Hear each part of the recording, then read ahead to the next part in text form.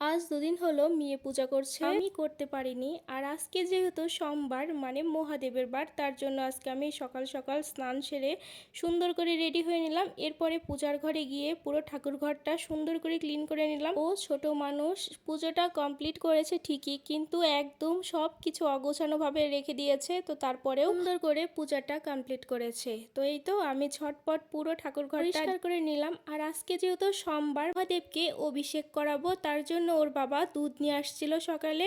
তো ওখান থেকে আমি কিছু দুধ রেখে দিয়েছি আগেই।